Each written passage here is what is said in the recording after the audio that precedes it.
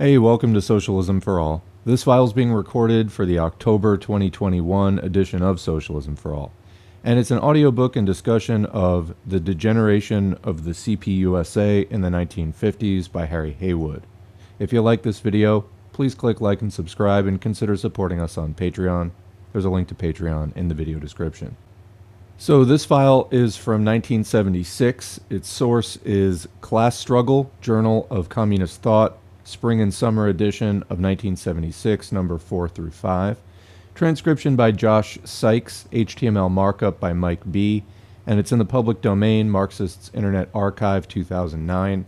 Thanks as usual to the Marxists Internet Archive at marxists.org for hosting this file and thousands of other free Marxist texts. Please go check them out. So this file begins with an introduction from the October League Marxist-Leninist. At what point did the building of a new anti-revisionist Communist Party become the principal task of Marxist-Leninists?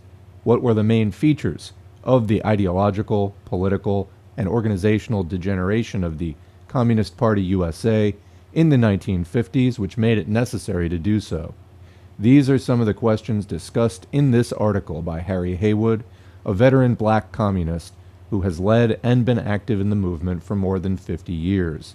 The article is a slightly condensed version of a chapter, Chapter 22, Revisionism Takes Command, in the final published version of Haywood's autobiography, Black Bolshevik. So, now we begin the text itself. The April 1956 National Committee meeting saw the Communist Party in its most serious crisis since 1944. The meeting itself was historic in that it was the first time that the top party leadership had met together since 1951. With the exception of Gil Green, Bob Thompson, Gus Hall, and Henry Winston, who were still in jail, the National Committee was up from underground and out of prison. Right opportunism, which had been thriving and undergoing continuous growth in the 50s, erupted here into a full-fledged liquidationist line, whose only logical conclusion would be the complete destruction of the party as a revolutionary force. Eugene Dennis, himself fresh out of the Atlanta pen, gave the main political report at this meeting. This one-sided, thoroughly negative report placed all the blame for the party's mistakes and isolation on dogmatism and left sectarianism. He called for a new look at our past errors and the development of a mass party of socialism. The effect of this report was to open the floodgates to an open liquidationist faction led by John Gates, editor of the Daily Worker, the party's newspaper. Gates and his cronies on the Daily Worker and in the New York State Committee attacked the CP from all sides with the express purpose of dissolving the CP as a Marxist-Leninist vanguard party. Gates pushed for the abandonment of the party's leading role and the development of pressure group politics, whose organizational form would be a political action association, very much like Earl Browder's Communist Political Association, CPA, of 1944. Gates called for a, quote, critical reevaluation of Marxism-Leninism. Quote, if anyone asks me whether I base myself on the principles of Marx and Lenin, I want to be able to answer which of the principles I believe in and which I do not, unquote, quoting Political Affairs, November 1956, Time for Change. Political Affairs is the Communist Party's theoretical journal. This open liquidationist faction made skillful use of the confusion and uncertainty surrounding the famous 1956 Khrushchev revelations. The secret anti-Stalin revelations stunned the American Party and, in effect, deprived the anti-revisionist forces of an ally we had relied on in the past. The international communist movement had historically lent the weight of its influence and prestige to the left in the American Party in its struggle against revisionism. Rightists conclude Leninism not applicable to U.S. Rather than finding a source of support in the Soviet Union, we on the left were thrown completely off balance by the two revelations. At first, we couldn't believe Khrushchev had made such a speech, thinking it must be some imperialist propaganda stunt. When this initial reaction passed, we tended to give the new Soviet leadership the benefit of the doubt and failed to grasp the full implications of this attack on Stalin. The liquidationist right quickly took up the anti-Stalin banner and proclaimed the time for sweeping reevaluations of our line was at hand. They bitterly denounced our past history as one of slavish clinging to imported doctrines, the bankruptcy of which were now being proven. Under the guise of fighting dogmatism inherited from the era of the, quote, cult of personality, the Gates crowd concluded that Leninism was nothing more than Marxism applied to the peculiar, backward conditions of Russia, a, quote, purely Russian social phenomenon, and therefore not applicable in the U.S. They found Lenin's theories of the bourgeois state as an instrument of class rule particularly outmoded, and cringed at the thought of fighting for the dictatorship of the proletariat. The right moved so rapidly to embrace the newfound freedom to criticize that they soon were attacking Khrushchev and Soviet policy in general. This was clearly expressed when the entire National Committee, with the exception of William Z. Foster and Ed Strong, voted to condemn the use of Soviet troops against reactionary counter-revolution in Hungary in October 1956. Theoretical basis for modern revisionism. For this reason, we on the left found ourselves defending Soviet policy in the face of the right's bitter recriminations, and in effect defending Khrushchev's leadership. It was not until some time later, in 1963, when the Albanian and Chinese parties exposed Khrushchev's revisionism and the role of the anti-Stalin crusade in restoring capitalism in the Soviet Union, that we were able to see how Khrushchev's three peacefuls, peaceful coexistence, peaceful transition, and peaceful competition, dovetailed with, and in fact proved, the theoretical rationale for the revisionists in our party and for modern revisionism as a whole. Personally, I was most interested in the role that Ben Davis, a black communist, played at the April meeting. I had met with him earlier in the year, not long after he got out of jail, and we had several friendly discussions. He said he wanted to get my ideas on the developments of the Negro question in order to help him prepare for the report that he was going to make at the meeting. Despite sharp disagreements we had had in the past, I felt then that we were largely in agreement. I thought that perhaps his years in jail had changed him, given him cause to reevaluate our past differences. We concluded this series of meetings on a friendly basis. In May, however, I learned that I had grossly overestimated the amount of unity we had on the question. In his report, Davis strongly attacked our revolutionary position, dropping completely the right of self-determination. Quote, "It seems that the slogan of self-determination should be abandoned," he later wrote in Negro People on the March, quote, "and our position otherwise modified and brought up to date," unquote. This sharp attack took me by surprise because he had given no indication whatsoever in our earlier discussions of any major differences. At this meeting, plans for a 16th party convention the following February were being made. A draft resolution was to be prepared as soon as possible, and pre-convention discussion and debate begun. But the draft resolution was not published until September 1956, providing little time for adequate discussion and rebuttal from the opposing points of view. Dennis, who had come under attack from the Gates faction for not being far enough to the right, had made some amendments to his April report, but the draft resolution was still more or less a restatement of that position, characterizing left sectarianism as the main danger in the party. This draft carried the hallmark of much of what we know today as the liberal and reformist program of the CPUSA. Central to a peaceful, parliamentary, constitutional transition to socialism would be the development of an anti-monopoly coalition, which would be developed by, quote, labor and popular forces, gaining, quote, decisive influence in key Democratic Party state organizations and even liberal Republican movements, unquote. This would develop the American road to socialism. The Communist Party role would be to, quote, support and endorse such progressive campaigns. On the Negro question, the right of self-determination was completely omitted, and the party urged wholehearted acceptance of the NAACP slogan of Free by 63 through winning the right to vote and increased Negro representation. Proletarian revolution and leadership of the black working class in the black liberation struggle were entirely excluded from this document. The National Board voted in favor of the resolution, with Foster and Davis voting a qualified yes. In October 1956, Foster, who had been vacillating all along, changed his mind and voted against the resolution. In an article entitled On the Party Situation, PA, October 1956, he outlines the reasons for this change. Citing the development of a new Browderism, and a reemergence of American exceptionalism in the party. He attacked the open attempts to liquidate the party, to drop Marxism-Leninism from the preamble to the Constitution, and the failure to see rightism as a danger to the party. Foster also attacked Dennis's support for a, quote, mass party of socialism. Fight against revisionism stifled. The article for the first time indicated to the rank and file the nature of the factional split then going on in the leadership. It was significant in that it stimulated much debate over the genuine criticism of rightism that it raised. In the final analysis, however, the article failed to prove a firm basis for a consistent fight against the right because of Foster's basic unity with the other faction on the question of the main danger. To Foster, ultra-leftism was unquestionably the main danger, and as an example, he cited the hesitancy with which the party took up the theory of peaceful transition. He failed to totally understand how this very estimate of the main danger had through the years fostered and nurtured the cancer-like growth of right opportunism and stifled the fight of revisionism in the party. Pre-convention discussion around the draft was hot and heavy. The right contended that we, quote, seriously and, quote, creatively scrutinize our past history and reevaluate our goals.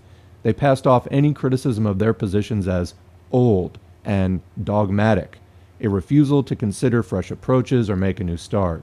Anyone who attacked them was immediately labeled, quote, left sectarian. I attended several meetings of the National Negro Commission as part of the pre-convention discussions that fall. The leadership inundated these meetings with articles concerning, quote, new data on the Black Belt, a reevaluation of the Black Belt theory in light of massive outmigrations from the Deep South. I argued against these positions, noting that the development and existence of a black nation in the South was not merely a question of nose counting. As I later wrote in For a Revolutionary Position on the Negro Question, 1957, this approach, quote, blurs over the main essence of this question. Even with the outmigrations of the war and post-war period, the old majority of Black Belt area contains the greatest concentration of Negro people in the U.S. Approximately 5 million Negroes, nearly a third of the entire Negro population in the country, 17 million, and nearly one half of the Negroes in the South are still concentrated in the old Black Belt majority area. The fact is that the Negro population in the Black Belt is larger than the population of 34 countries who are members of the UN, unquote. I was heartened to see that I was not alone. A number of black comrades were opposed to this so-called reevaluation by the right and the dropping of our revolutionary position. Genuine Marxist-Leninists consolidate. These discussions and the pre-convention meetings in the districts served as a beginning of consolidation of a genuine Marxist-Leninist left. For a short time, the left forces were able to build a tentative tactical unity with the Foster Davis faction, which made some show of wanting to fight the openly liquidationist Gates faction. This unity, however, was quickly shattered with the Foster-Gates unity deal at a New York State pre-convention meeting. In danger of not being elected as a delegate to the convention, Foster made the infamous deal on, quote, name and form of the party, in exchange for votes of the Gates faction. While explicitly rejecting the dissolution of the party, a resolution was passed with Gates support which held that, quote, any and all proposals to change the name, form, or policies of the party can and should be examined and discussed on their merits, unquote, quoting from Proceedings of the 16th National Convention, thus leaving the door wide open to future liquidationist proposals from the Gates forces. Widely separated and lacking central leadership, the left nonetheless continued to grow. This section of the party began to gain ideological clarity, criticizing the opportunism of the party line. The pre-convention meetings were the first organized means on a national level of examining the party's line since the 15th Party Convention in 1950.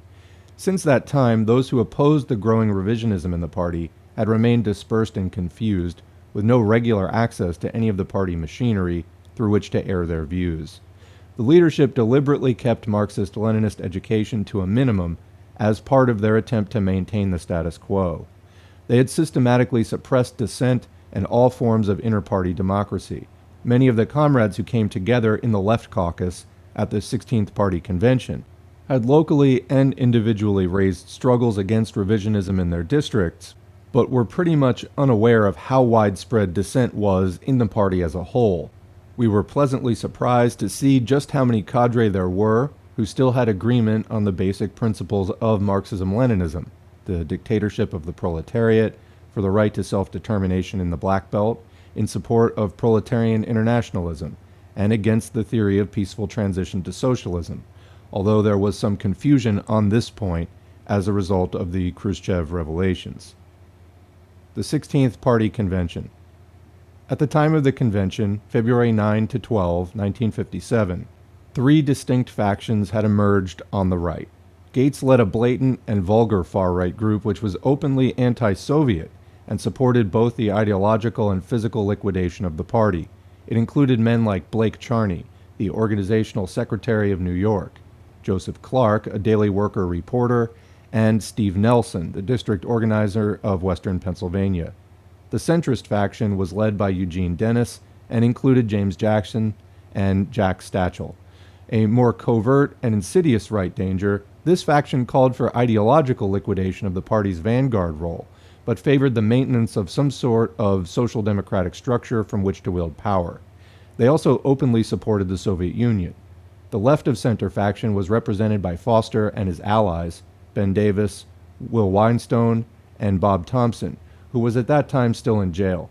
This group perceived the right danger in the party, the other two factions, but still conceded that leftism was the main danger. This grouping had more reservations about openly doing away with the vanguard party. All three factions had unity on the basic political question: support for the theory of a peaceful, parliamentary, and constitutional transition to socialism, a bourgeois assimilationist position on the Negro question, a view of left sectarianism as historically the main danger in the party, and a wavering stand at best, and total abandonment at worst, on the question of proletarian internationalism. This was particularly blatant in the convention's refusal to change its position on Hungary, or to acknowledge the various criticisms of the party's revisionism as put forward by Jacques Duclos and various Latin American parties. For example, the party failed to take a stand against U.S. intervention in Latin America. The 16th Party Convention was a fateful turning point in our party's history, the point from which the party turned inevitably and unalterably down the road of revisionism, the point from which the task of building a new anti-revisionist communist party became our primary task. In discussing this historic event, I must say something of the despicable role played by James Jackson.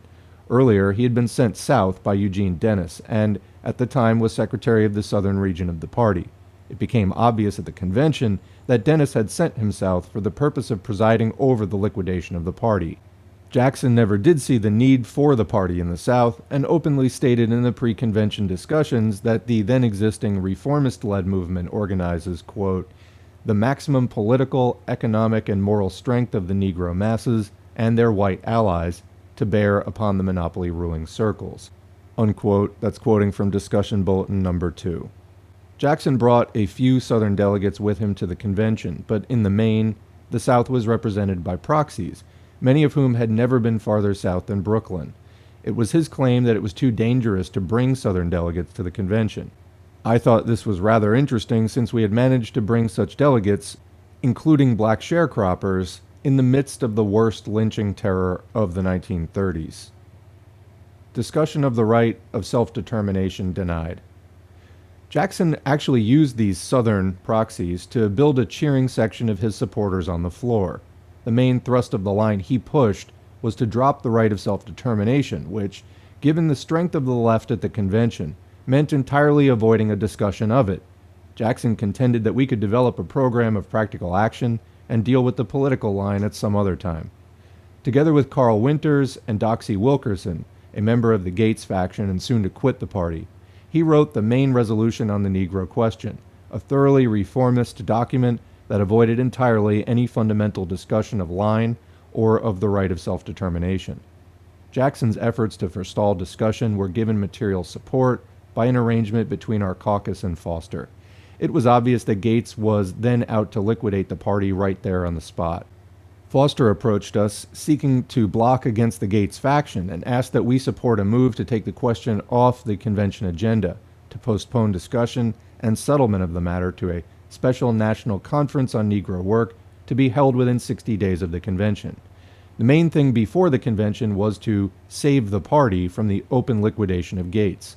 A full discussion of the Negro question, he argued, would split the convention wide open and play directly into the hands of the Gates faction. At the time, we thought it was the right thing to do and went along with Foster's deal. But as we shall see, the promised conference on Negro work was never held. There was a very widespread rumor about Ben Davis at the convention, and I have no doubt that it's true. The story goes that someone in the Dennis faction asked Davis why he and Foster were going around making deals with the, quote, ultra-left. Davis replied, "We've got to deal with Gates. When we deal with him, then we can handle the left sectarians," unquote. The convention proceedings were characterized by extreme bureaucratic suppression and parliamentary maneuvering directed against the rank and file. Even so, I thought we did pretty well on the floor. Al Lannon, a leader of the left, was the fastest on his feet and got the microphone more than the rest of us. The revisionists have chosen to print precious few of those speeches in the official transcript of the convention proceedings, but there were still a few important remarks included. For instance, quote, "On the question of social democracy, I think the effort here is to slur over and obscure the differences that exist between ourselves and social democracy. We're discussing here what are the possibilities for a united front. That's one thing, but no united front is possible without a clear understanding of what our differences are. United fronts come about not by slurring over differences and hiding them. I'm for a united front with social democracy, but always making clear that we are not social democrats. We have a different program, and a united front is based on certain common needs which we both agree to while we disagree." Quote, "And on the question of a mass party of socialism, I think that's just pie in the sky, and we'll divert because I think that the precondition to that is a centering of all of our work on the rebuilding and reconstituting of a Marxist-Leninist Communist Party," unquote. That's again quoting the proceedings. Revolutionary views drowned in revisionism. I was able to speak only once and used the little time I had to attack the party's line on the Negro question. In response to the revisionist, quote, "solution" to the question, by pointing out the increasing proletarianization of the black masses, I argued that, quote, "the Negro national question involves the entire Deep South. The tremendous proletarianization of Negroes in the Deep South has only sharpened the fundamental contradictions involved in the Negro question. These changes only emphasize the special national character of the Negro question," unquote. As to the developing civil rights movements, quote, "Wilkerson and the right do not see the inevitable next step in the face of shattered illusions concerning the role of the 1954 Supreme Court decision and the federal government. That is, the perspective of a developing national revolutionary Negro movement in the Deep South, the eventual aim of which will be some form or degree of autonomy or sufficient political power in the hands of the suppressed to guarantee their rights. This in no way is in contradiction to the slogan of democratic integration. Thus, the Negro People's Movement becomes an especially significant part of the international anti-colonial upsurge, a national revolutionary movement in the heartland of U.S. imperialism, the bulwark of world reaction," unquote. Calling on the party to take a more aggressive stand than merely tailing the bourgeoisie, I stated, quote, "It is not enough to greet these new heroic struggles in the South. The embattled Negro people want our help. They cannot win alone. They need our party and the international working class movement to support their struggle," unquote. To be sure, such views were drowned in a swamp of revisionism. When all the hoopla was done, the September draft resolution was passed pretty much intact, with all three of the right-wing factions declaring a great victory, a new party, quote, "unity of all trends," and a, quote, "defeat against revisionism." Dennis, the arch-conciliationist, came out in the strongest position, indicating throughout the convention the future course he would take in fully conceding to the far right. Dennis spoke strongly in defense of the rights of minorities, arguing in the typical Dennis double talk that, quote, "there is also a realization that the more truly democratic we become, the more we need to be a cohesive and united organization which guarantees the minorities' right to dissent at all times," unquote. Indicating the extent of his own unity with the line of the Gates faction, he went on to say, quote, "Further, I believe that there is much sober thought being given to what we mean by a new, sounder relationship with other Marxist parties, including those in the socialist countries," unquote. Democracy for opportunists only. It was clear from the start that all the talk of expanded democracy and minority rights would not be extended to the Marxist-Leninist left, which posed the main threat to the other three factions. Gates was unsuccessful in his bid to dissolve the party into a political action association, but nevertheless came out of the convention fairly strong, with a number of his supporters on the National Committee and in key positions in state organizations.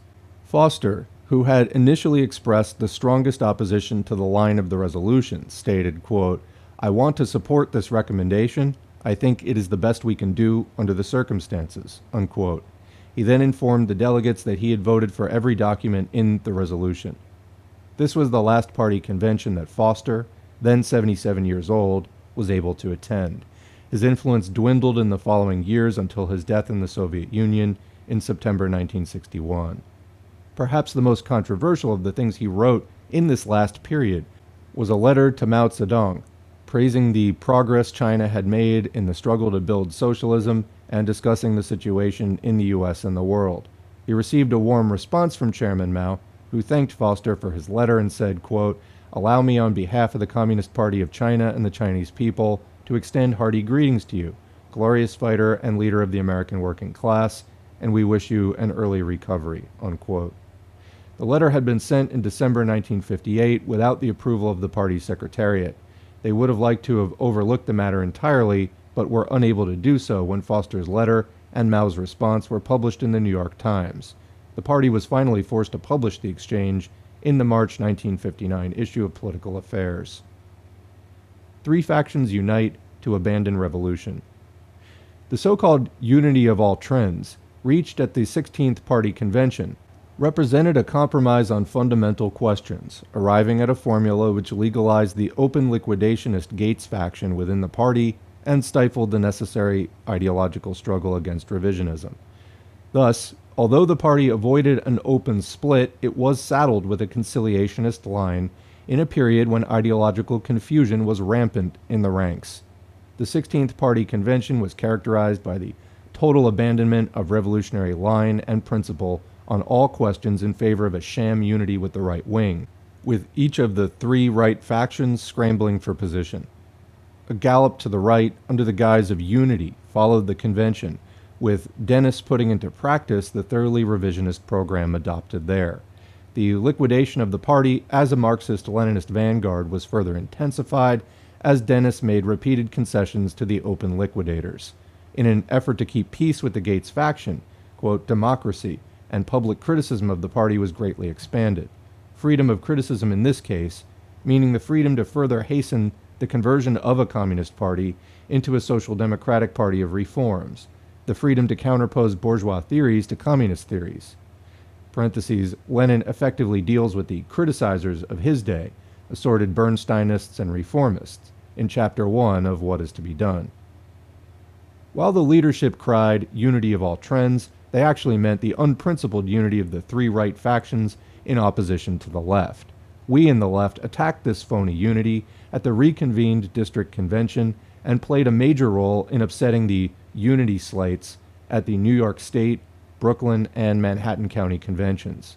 However, we were unable to prevent the Davis-Charney unity deal at the New York State Convention, and Ben Davis became state chairman, while Charney, a Gates man, became executive secretary. The tactics of the open liquidators, the center, and the left conciliators were very similar. They kept trying to forestall any kind of meaningful discussion. Given Foster's original scheme at the 16th Party Convention, the revisionists continued their effort to separate a program for mass work from any basic, fundamental discussion of line. Ben Davis and others ushered in the slogan of, "Let's get to work." Quote, "The rank and file," Davis said in the party voice, quote, "are sick and tired of internal strife, of arguing over meaningless abstractions," unquote. Boy, just commenting, I'll tell you, how many times if I criticize somebody in a video do I hear that? Yeah. I made a speech at the reconvened convention in Harlem, fighting for restoration of our revolutionary position on the Negro question and an end to tailing after the leadership of the NAACP. Davis immediately attacked me. Quote, "Left to Harry here, he and me would be left along to fighting it down to the ropes. We can't afford that, we gotta get to work," unquote. Following the state conventions, the Lenin forces were strong enough to be elected to a number of posts on the New York State Committee and were well represented on the Manhattan County Committee. My wife Gwen was a section leader in Brooklyn, and we had actual leadership in two vital concentrations, the waterfront and Harlem and Lower Harlem. Our strength was considerable when one takes into account the fact that the New York district comprised over one-half the membership of the party at that time. Campaign to drive out black and militant cadre. The promised national conference on the Negro question was stalled, postponed, and inevitably never held. Many of our black cadre became demoralized, frustrated, and dropped out. There was a mass exodus of membership as many honest cadre began to see the futility of fighting the bureaucracy. Dues payments dropped, club attendance too. A complete disintegration of many party organizations ensued. The party continued to dwindle in size down to a mere skeleton of what it had once been. Gates estimated that by 1958, there were only 5,000 members in the party. Daily worker circulation was down to 5,000 daily and 10,000 on Sunday. It was becoming more and more evident that the leadership actually had a plan to drive the left out of the party through bureaucratic suppression and harassment. James Jackson personally supervised a conspiracy to get rid of militant blacks. It was clear to us that the leadership would never hold a national conference on Negro work while there were still cadre left to fight for the revolutionary line. In late 1957, I completed work on For a Revolutionary Position on the Negro Question. It was a summation of a number of unpublished articles I had written against reformism in the 1950s, the struggles at the 16th Party Convention, and afterward. It was intended to give ideological clarity to the emerging left in the party, and was later taken up as an unofficial document of the Provisional Organizing Committee, POC. The paper attacked the party's right-wing and reformist line, Jackson's view that it would be a, quote, presumptuous judgment and a, quote, unwarranted interference for the party to continue its support of the right of self-determination, undermining the fundamentally correct leadership of the bourgeois assimilationists. My paper attacks the revisionists' failure to understand the basic orientation on the question that, quote, without the perspective of political power, the Negro people's movement is reduced to an impotent appeal to the conscience or humanitarian instincts of the country and the world, unquote, i.e. those who have political power. It was essential in this paper to answer James Allen's latest theories. Abandoning his former support for the right of self-determination, Allen had become the main theoretical gun of the revisionists. His basically economically determinist approach was to describe an inevitable disintegration of the Black Belt nation now already in progress as a result of the, quote, forces of capitalist development of great expansive power, which has fared well into the era of monopoly capitalism, unquote. According to Allen, this disintegration was heralded by the failure of the elements of nationhood not only to exist in the Black Belt, but to be in a full state of maturation. He failed to understand that, quote, imperialist oppression in stifling the development of nations creates the conditions for the rise of national revolutionary movements, which, in this epoch, are a special phase of the struggle for socialism. This creates the basis for the revolutionary alliance of the oppressed peoples with the international working class in the struggle against the common enemy, imperialism, unquote. That's quoting For a Revolutionary Position on the Negro Question. On November 16, 1957, a declaration was signed in Moscow, which had a major effect on the CPUSA. This was the, quote, Declaration of the Communist and Workers' Parties of the Socialist Countries, signed by Albania, Bulgaria, Hungary, North Vietnam, East Germany, China, North Korea, Mongolia, Poland, Romania, USSR, and Czechoslovakia. The declaration held that proletarian internationalism, as could be understood through the lessons of history, quote, requires support of the Soviet Union and all the socialist countries who, pursuing a policy of preserving peace throughout the world, are the mainstays of peace and social progress, unquote. Gates' resignation ends unity of opportunists. The Gates forces were adamantly opposed to our officially adopting the statement and resented the arguments of the more pro-Soviet elements in the leadership. The debates surrounding our adoption of the declaration and the threatened liquidation of the Daily Worker, which by this time consistently carried anti-party, anti-Soviet, and anti-communist propaganda, brought the resignation of John Gates in January 1958. Parentheses, the declaration was adopted at the next National Committee meeting in February 1958. A stream of his supporters resigned following this. The whole incident brought a factional realignment in the leadership at the February 1958 National Committee meeting, with the Dennis Center and the Thompson Davis Left Center sharing leadership, although Dennis was definitely the top man. Gates' departure signaled the end of the all trends unity, the end of the era of freedom of criticism, and new cry in the leadership for centralism. Factionalism was outlawed, and Thompson issued an ultimatum to the left at the June 1958 National Committee meeting, quote, "Our party has the capacity to declare war on factionalism, whether from the direction of revisionism or the direction of dogmatism," said Thompson. See the September 1958 Vanguard, organ of the POC. With the leadership slapping themselves on the back for their so-called victory over revisionism, i.e. the resignation of Gates and friends, it was obvious that the immediate task was to get rid of the ultra-lefts, in their view. Our strength and influence were growing with Gates' resignation.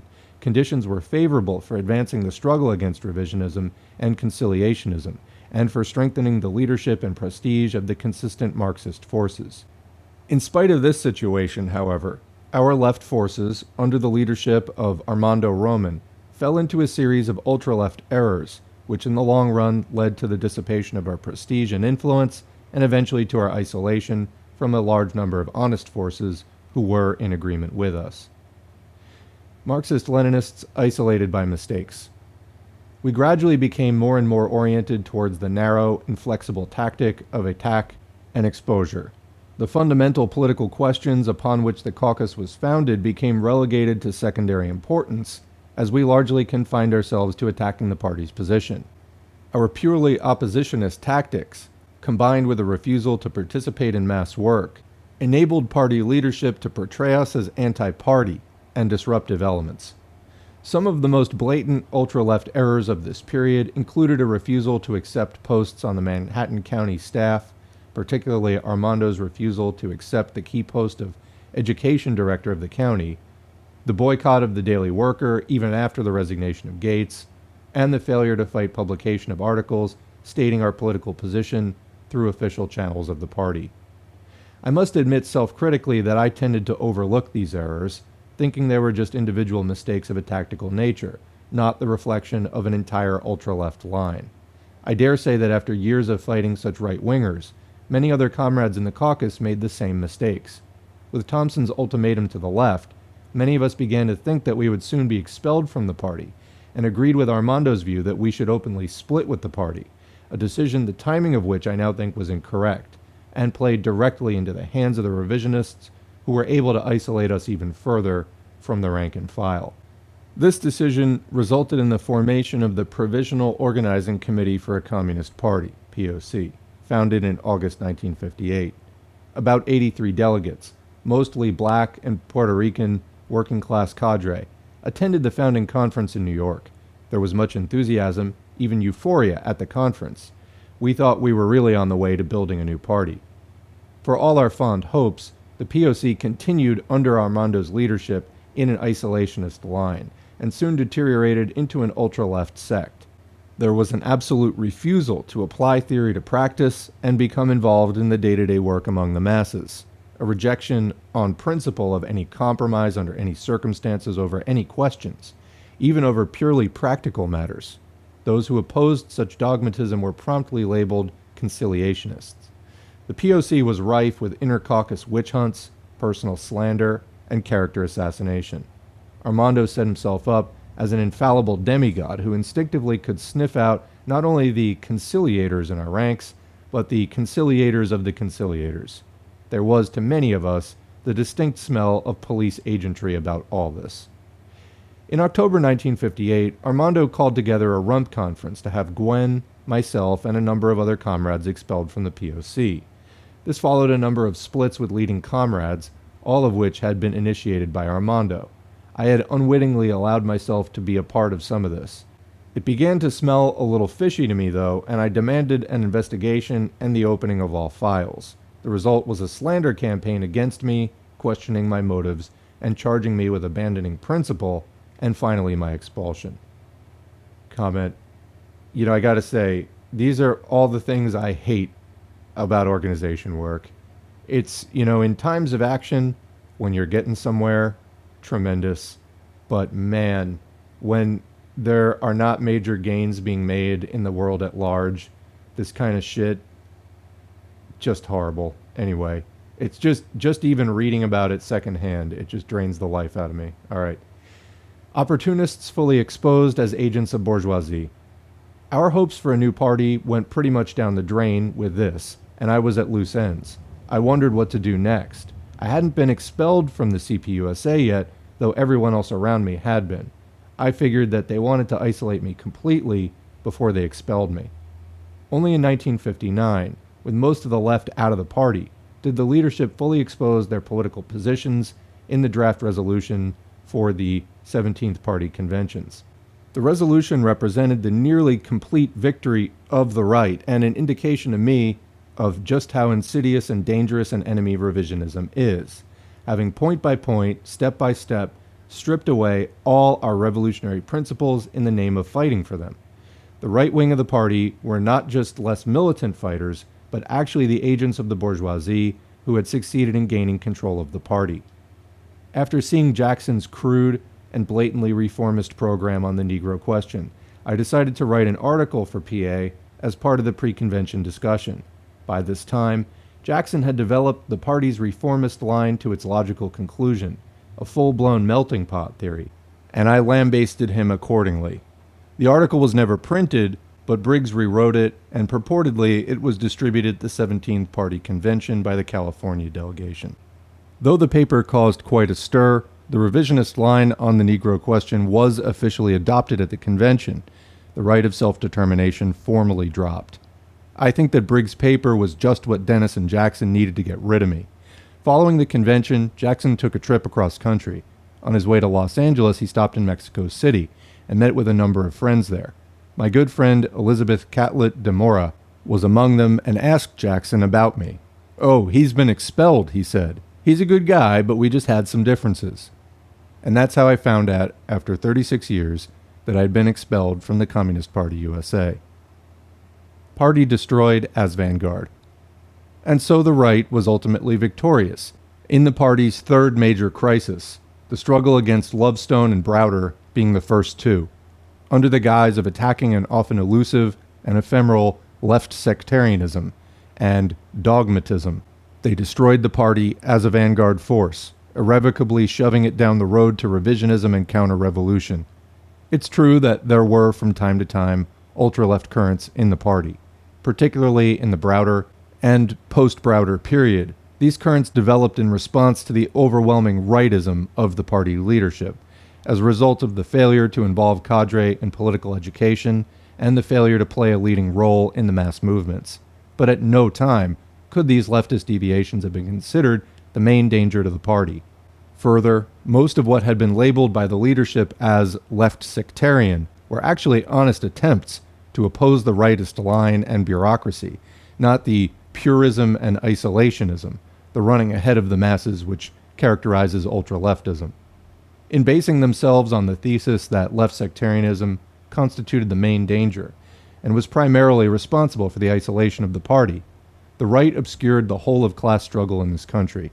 It was right opportunism which destroyed the once powerful Socialist Party.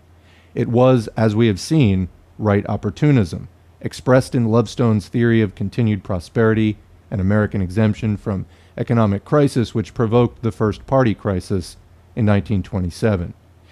It was the crass opportunism and bourgeois reformism of Browder's theories of progressive capitalism and extended period of harmony of interests between capital and labor which threw the party into its second major crisis.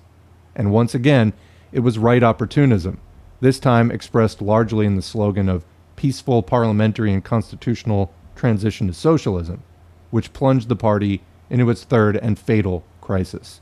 In this crisis, the right successfully threw the party into a fervor over left sectarianism, exaggerating this error in order to obscure the history of the struggle against the right danger, and prevent the party from carefully and thoroughly tracing right opportunism to its systematic maturation during the post-war years. The proposition that left sectarianism constituted the main historical danger in the CPUSA ignored the constant pressures exerted on the party by the forces of bourgeois ideology and capitalist development. Many of the particular conditions which American capitalism developed under, a frontier, vast resources and natural wealth, bourgeois democracy, an ability to temporarily mediate economic slump and recession, relative periods of prosperity, all this had tended to act as a force which retards the class consciousness of broad sections of the labor movement, fostering illusions that basic change can take place within the capitalist system and inequality solved through reform. Conditions for development of right opportunism. The development of capitalism into monopoly capitalism, imperialism, its roots in slavery, and later the corresponding plunder and exploitation of the Caribbean nations, the Philippines, and Asia, brought super profits into the coffers of the ruling class, enabling them to cultivate and encourage, through money, prestige, and influence, a labor aristocracy which serves as lieutenants of capital within the labor movement. This small elite section of American labor, based among the upper strata of skilled and higher paid workers, has, through its leadership in the trade unions, inundated the working class with bourgeois ideology, promoting reformism, narrow self-interest, and rampant jingoistic chauvinism. This labor bureaucracy is particularly susceptible to the imperialist propaganda of white chauvinism, and has served to intensify the antagonisms between white and black workers, dividing and splitting the working class into hostile groups, retarding the development of revolutionary class consciousness. These objective conditions combine together to provide fertile soil for the maturing of right opportunist class collaborationism and chauvinist ideas, outlook, and policies, which undoubtedly all heavily affected our party. It is out of these concrete conditions that right opportunism develops as the main danger in the working class movement. My experience in the party confirmed what the history of the working class struggle has shown, that in order to develop as a revolutionary vanguard, any communist party must constantly struggle against the powerful pressures of bourgeois ideology within its own ranks. The party is not separated by a Chinese wall from the corruptive influences of the bourgeois world. In the post-war period, bourgeois influences within the party combined in effect with the pressures of imperialist repression against the party. As a source of revisionism, illusions about the vitality of American imperialism were reinforced now by the imprisonment and terror employed by the government against the party.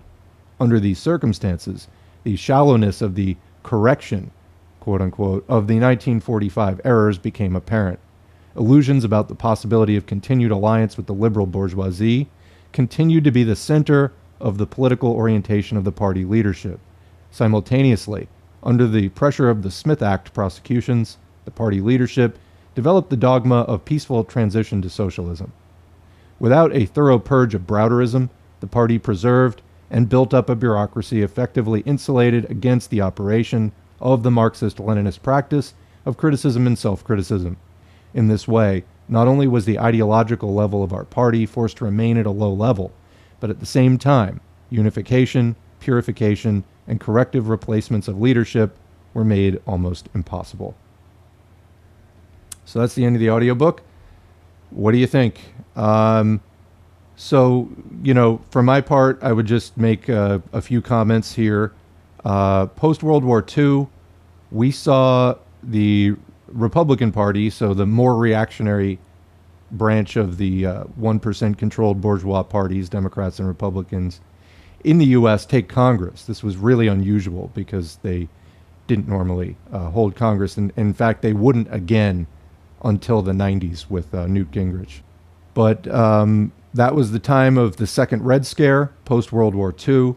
Of course, the USA and Soviet Union had allied to defeat fascism, but then as soon as fascism was out of the picture, the liberal bourgeoisie were turning and showing their true anti-communist stripes, and that was both international, with the onset of the Cold War, and domestically as well.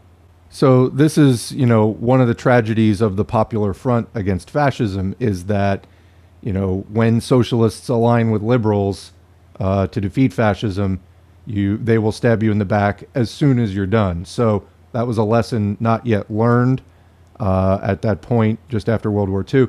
So yeah, McCarthyism. I mentioned the Republicans taking Congress because the Taft-Hartley Act was passed, which effectively outlawed every effective type of labor action you could think of. And the labor movement, between that, a lot of labor tactics becoming illegal to exert power on the shop floor within industries against employers. And then, the whole I am not and never have been, everybody had to pledge that they were not communists and they were loyal, patriotic Americans.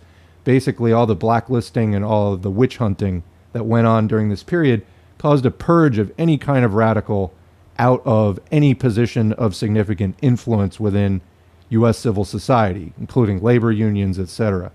So this basically results in a collapse or near collapse of the more radical militant unionist movements, trade union movements, industrial unionism like the CIO, which was kind of a watered down version of the IWW. But really everything just goes on a slide, and the CIO gets absorbed by the AFL. That's when it became AFL-CIO, 1955. Soon after this, 1960, the labor movement hits its peak membership, and it has been in decline ever since. 61 years it's been in decline. Maybe it's gone up a percentage point in the last few years, but really it's been in a long terminal slide since then. So this is the period that they're talking about, and numerous crises within the CPUSA, Browderism in the 40s being a problem referenced here. This is that sort of Americanism, communism is the real Americanism, etc. It really just didn't work and is the product of right opportunism. And then you have another manifestation of it here. And holding the party back would be, one way of putting it. Destroying the party would maybe be another. So what do you think? Leave a comment. And I'm going to leave it there. Thanks for listening. Thanks to the current patrons whose names are on the screen. If you'd like to get your name on the screen, that would be much appreciated. Every donation is encouraging and also materially helpful. So head to patreon.com/socialismforall for that. You can sign up for as little as $2. If you'd like to help out without making a financial contribution, hit like, share, subscribe, leave a comment. All that helps to boost the channel as well. Whatever it is that you do online and in your community to promote the idea of socialism, thanks for doing it, and we will catch you in the next video.